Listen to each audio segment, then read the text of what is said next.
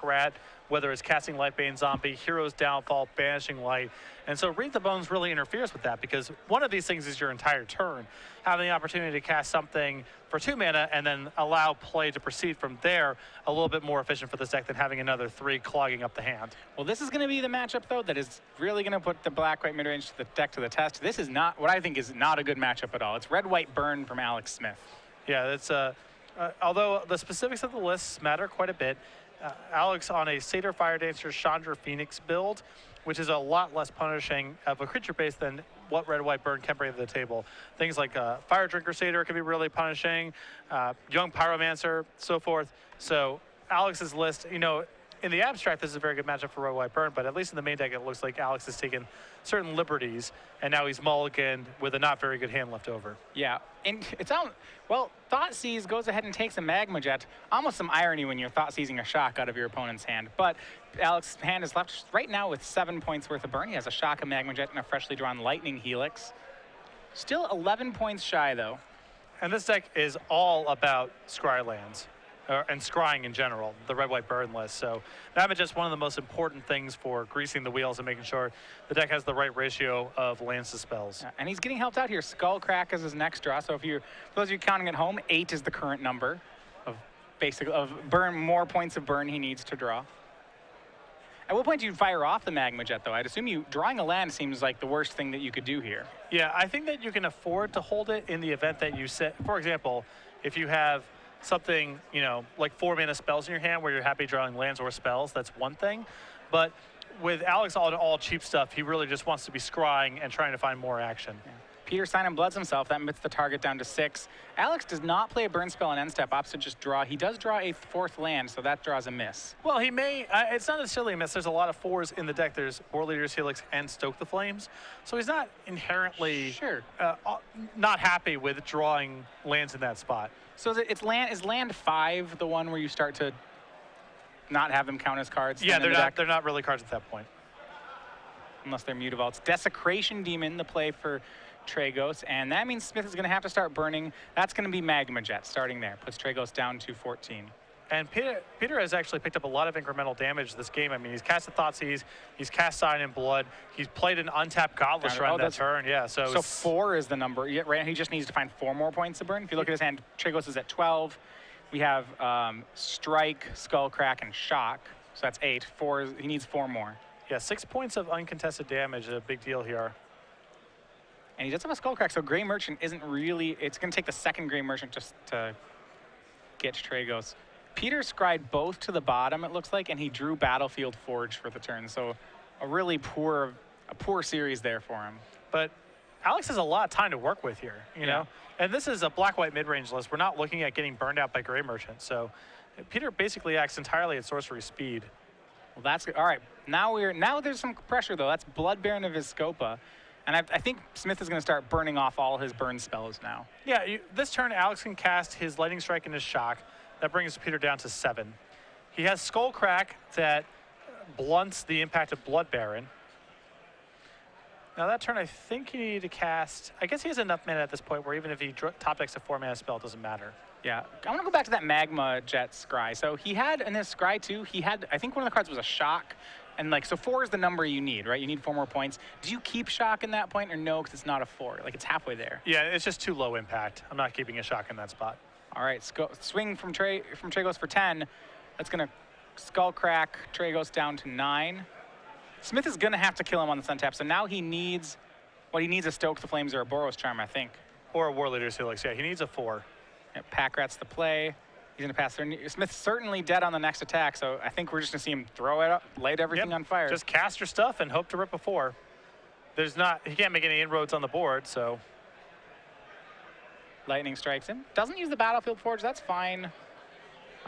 If he does draw the 4, he's going to have enough mana to do it. Yeah, he can cast whatever, so it doesn't really matter. Is it a 4? Does he get there? It's chained to the rocks. Oh no. For game 1 goes to Peter Tragos. Yeah, obviously Peter there sweating a lot of draw steps, but Alex just flooded out a little bit, and you know, Peter just barely able to cobble together lethal in time. Yeah, I feel like that more often than I felt like Smith was the odds on had the odds in his favor on that one. That is part of the risk though when you're playing a deck like this red-white burn deck. You are playing off the top of your deck a lot of the time.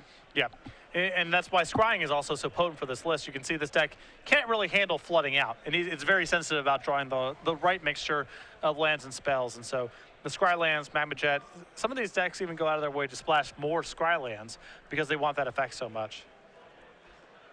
So on the sideboard here, Alex, 4 copies of Fire Drinker Satyr, 2 Toil Trouble, 2 Keening Apparition, 2 Chandra Pyromaster, 2 Searing Blood, a Chain of the Rocks, a Banishing Life, and Hushwing Griff. I like the 4 Fire Drinker Satyrs at least on the play. On the draw, they're a little sketchier because Peter has so much 2-mana removal. I think 2 copies of Toil and Trouble are really well suited for this matchup as well.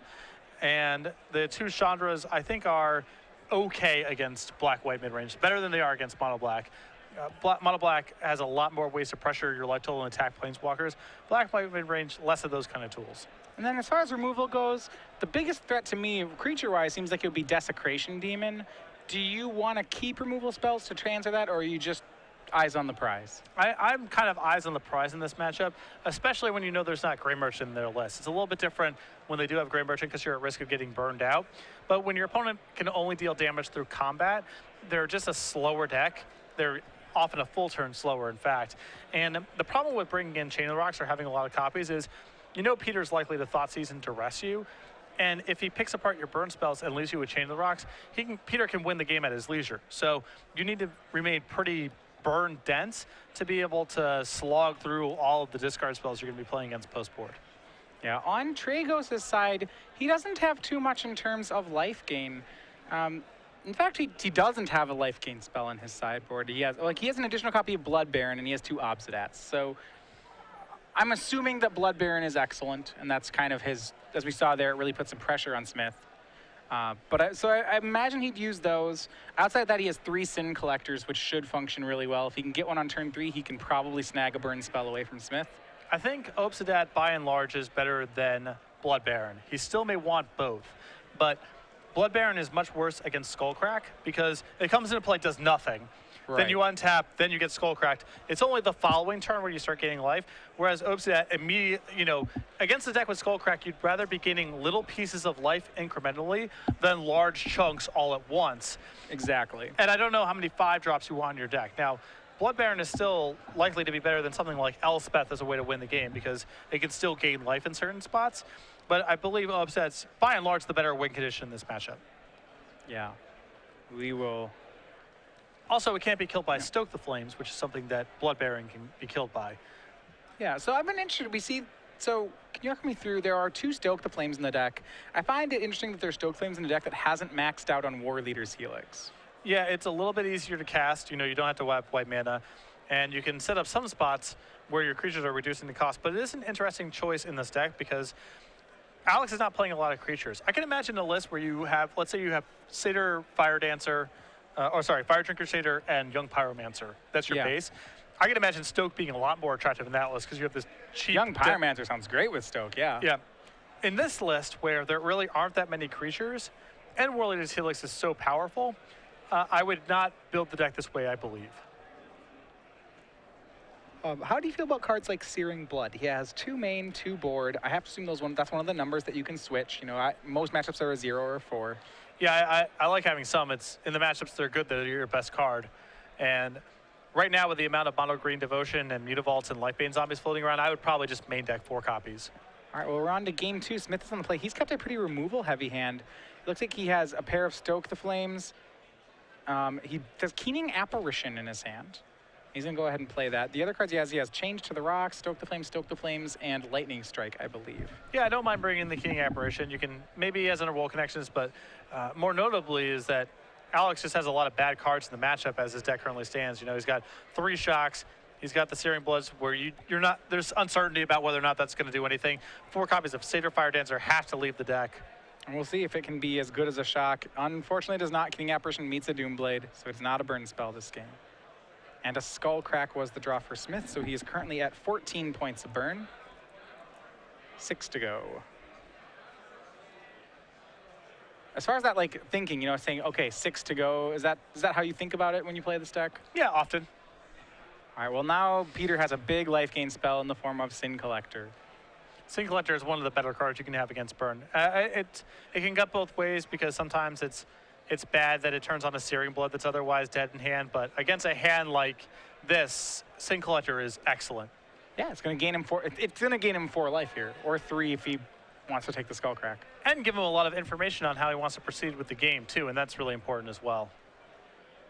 Yeah, we do see that. So we'll see what he chooses to take. I feel like it's a Stoke the Flames or the Skullcrack, depending on what kind of life gain is in Tragos' hand. Yeah, it's not. I would be stunned. Well, it's certainly not the Lightning Strike. That's the one outlier here. Yeah, it's going to be the Skullcrack. Does a Blood Baron lie in wait in Tragos' hand? We will see another Chain to the Rocks drawn for Smith. You weren't very thrilled on Chain to the Rocks in the matchup. And it's exactly why this is the scenario that I'm worried about here is Peter's going after your hand. He's going to be picking apart your high impact burn spells, or he's going to be picking apart your Skullcracks, and that's just going to leave you with creature removal spells, and there's no path to win the game. Yeah, a second Sin Collector for Tragos. Smith in response is going to Lightning Strike, but I'm not even sure he's going to win the race against Sin Collectors right now. The question isn't, to me, does my opponent have creatures in their deck that I can chain to the rocks? Because the answer is yes. The question is, how am I going to win this game? How am I going to win this matchup? And to me, Chain of the Rocking does not really correlate very strongly with winning. Think about the threats in Peter's deck. You see these Sin Collectors now, Chain of the Rocks, of course, not very good there.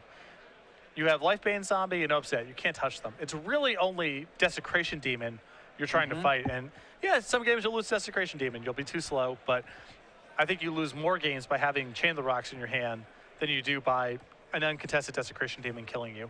Yeah, Chain to the Roxing there guy, that's trading a card for a card. That's actually trading, like, unless the card you're getting is really good, so Desecration Demon, like, 1-for-1 trading is what they want to be doing. You're playing their game plan. Yeah, imagine both decks mulligan to 5. Who's the favorite? Oh, Black-white mid-range mid-range is a huge favorite. And so I'm sure Peter is happy to just play against draws that have a lot of just pure creature removal in them. All right, Tragos putting the game away. His turn 5 play was an Obsidian Ghost Council. It flashed out 19-12. He's winning the life total race as well as the damage race. And things are bleak for the Burn player. He's going to swing for 2, chain a Sin Collector to that mountain. And Satyr Fire Dancer is in play. That's another card that, well, that could be okay in the matchup. We're okay taking care of Sin Collectors with cards like Satyr Fire Dancer. It does give you more outs to Blood Baron. Yep. And Obsidian to a lesser degree. It's still hard to kill. An Obsidian with it, but with Blood Baron, any of your 4 damage spells turn into a kill. Because it's Satyr Fire Dancer that does the damage, correct. Right? So I can War Leader's Helix you, and even though his War Leader's Helix is white, I get your Blood Baron. Again, not excellent in the matchup, but it does have some utility. It's not a burn spell. That's the thing. Like, he sure has, like, for a burn deck, it seems to me he's drawn a lot of cards that are not burn spells. And in this sort of matchup, that you can't win the game playing this sort of game. I mean, this is playing right into Peter's hands the way the second game is gone. We've had 2 Keening Apparitions, 2 Chain to the Rocks, a Satyr Fire Dance. That's like 5. Yeah, it's 5 non-burn spells. We'll see. Peter's going to swing that Obsidat. He's got Smith down to 21. More importantly, he's got himself up down to 1. He's got himself up to 21. And I think there's an argument that the best plan for this matchup is just to turn into a pure burn strategy to the extent that you can. Getting rid of the 4 copies of Satyr Fire Dancer and just bringing in, say, 2 more copies of Searing Blood and 2 Chandra Pyromasters, because you know Peter's going to have no end of creature removal in this deck. He's black-white mid-range. He's going to have 20 terrors. You're not going to get very far with these Keening Apparitions, and maybe even Fire Drinker Satyr doesn't cut it. And also, if you cut all of your creatures, then Toil Trouble becomes much more powerful because your opponent's much more likely to get stranded with cards they can't cast. And so you're going to be, Storm Seekering them for a lot more damage. The way things played out, Storm Seekering, not even sudden impact. Yeah, the way that things played out in that matchup, it felt, in the post-board games, Peter just had a huge structural edge. Even though the matchup is bad in the abstract, I think Peter's deck is actually better set up in the post-board games. Yeah. Well, that is it, 2-0.